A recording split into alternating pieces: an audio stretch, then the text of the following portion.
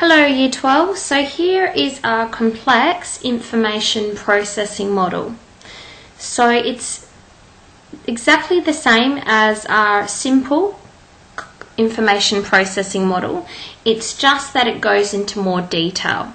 So as you can see here, we still have our input, okay? However, within the complex information processing model, this input part is actually broken into different areas. So we have our display, and within our display, present is stimuli. Okay, we are able to pick up on this stimuli through our receptors. Okay, so through our sensory organs, our hearing and our eyesight. But we also have proprioceptors as well, which help us to determine exactly where our limbs are currently positioned within space. And we'll talk more about that on Monday or Wednesday. Okay, and then we also have our perceptual mechanism.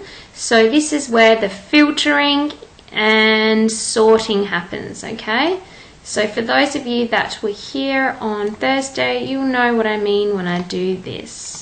Okay, so we're just filtering information and we're either deciding to keep it, you can stay, or get rid of it, you can go. Okay, you can stay, you can go. And we then have our translatory mechanism. So this is where our decision making occurs. So within the complex information processing model, okay, translatory mechanism refers to decision making. And then we also have our effector mechanism. So this is where specific motor programs are actually pushed through the central nervous system towards the muscular system. Our muscular system actually enacts that motor program and our muscles contract. We then receive a response. Okay, so we receive feedback, knowledge of results, knowledge of success. Okay, so within a netball game, a goal shooter goes to shoot a goal, they get it in. Knowledge of success, yes, the goal was made, they are successful. And then knowledge of performance. So what actually did that movement look like? What did that movement feel like? Okay, so for our more autonomous players, this actually happens intrinsically, so you can feel how it went. Or for our less experienced players, our cognitive players actually rely on external feedback. So someone to say, okay, that wasn't as smooth as what it could have looked. So in order to provide more context, I'm actually just going to play a YouTube video of a volleyball game. So hopefully that works. I can see tomorrow, I'm so high today.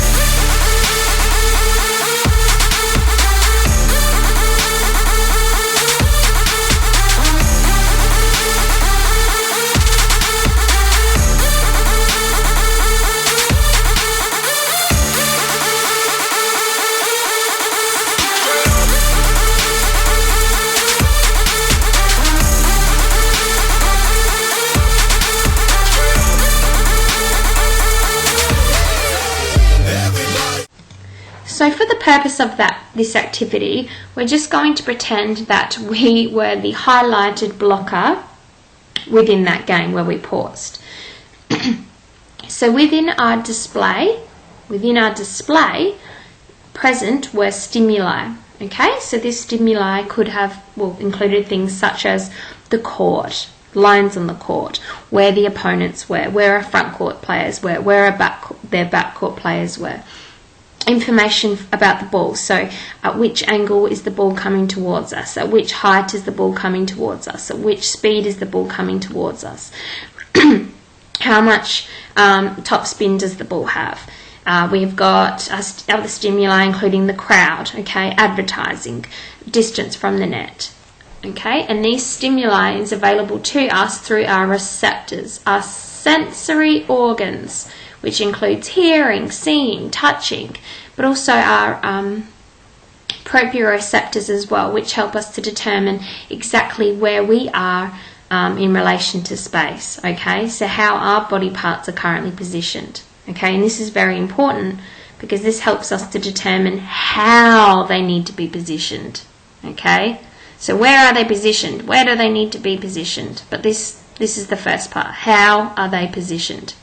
This is done through the proprioceptors. Okay, then this information is actually, this comes into the perceptual mechanism part. So this is the filtering and sorting part. Okay, this is where we talk about selective attention. Okay, so you've heard me talk about the term here, detects information sources. It compares that with experiences that we've had in the past, and it helps us to recognise key information sources that we need in order to make a decision. Okay, so say for example, we decide to select our attention towards the speed at which the ball's coming towards us at, the height at which the ball's coming towards us at, the angle at which the ball's coming towards us at. Okay, so that's all information we decide to keep. However, we decide to avoid information that's coming from the crowd. We decide not to look at advertising. Okay. So this all happens within the perceptual mechanism, our filtering and our sorting. This is where we decide to focus our attention, okay?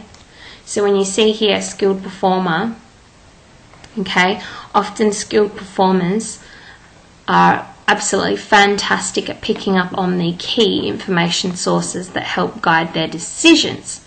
So decision making happens in the translatory mechanism. Okay, so based on the speed at which the ball's coming towards me at, based on the angle, based on the height, based on where I am positioned to the net, based on all of this information, I need to make a decision about which motor program to use. Okay, so I then retrieve a motor program from my long-term memory. Okay, and this motor program is a block, but it's not just any old block. It's a block similar to one that I've used in the past, similar to one that I've used in the past where the ball has been coming towards me at this same angle, at this same height, at this same speed, this same part of the court, side of the court, sorry. This information is then pushed, as I said before, pushed towards our muscular system, and this happens through the central nervous system, okay, as an actual potential message, and it's sent towards the motor units. Our muscles then contract and act out that motor program, and we receive a response. So just here we have feedback. So we have knowledge of results, so that success, was the block successful, knowledge of performance. How was the movement? How did that feel? Okay, once again, knowledge of results, extrinsic feedback, knowledge of performance, both can be intrinsic and extrinsic. So this information tells us, okay, was this successful? Was this successful? Could I use this motor program again in a similar situation? If the answer is yes, okay, this is actually going to reinforce this and increase the chances that we'll use this system again, this motor program again, based on the information that we've picked up. And that's going to be stored within our long-term memory. The more often that we actually go through this process, the more likely it's going to be stored within our long-term memory, okay? However, if this motor program, or if this was unsuccessful, that might then force us to make changes, and that might happen here, okay? So we still have a display. We still have our stimuli within our display. That's all the same. We still have our receptors. However, what changes is here. What changes is just here. What information might we then choose to keep and might then choose to discard? So perhaps, based on the feedback that we received previously, we might then choose to look at different information sources. So perhaps we might choose to focus our attention more so on the arm movements of the spiker prior to them actually spiking the ball, okay? Or perhaps we might actually like to still keep the same information sources, but just maybe we'll use a different motor program, okay? Or maybe and we'll actually learn to adapt that motor program. Okay, so it's quite interesting here when we look at key components of a skilled performer. We have anticipation. They're focused, they're consistent, they're adaptable, they have good technique, and they're physiologically economic. So this is really interesting because this actually refers to this model. So for anticipation, and this comes out of your textbooks, so it looks like the player has all the time in the world. All the time in the world, and this is simply because they have better selective attention. So they're really able to pick up on those key information sources that help to guide performance. Okay, and they're able to do this really quickly. They're able to discard information they don't need and keep information they do need. Key information that helps them to make a decision about which motor program to use, which is sent through the central nervous system towards the working muscles. This happens fast. Okay, this happens more concrete. Okay, so the more often they do this, the faster they get at doing it. It becomes automatic. Okay, it says here focused. Okay, what does that mean? So it means they're less likely to be distracted. Okay, once again, selective attention. They're able to select their attention on key information sources. Okay, we've got here consistent.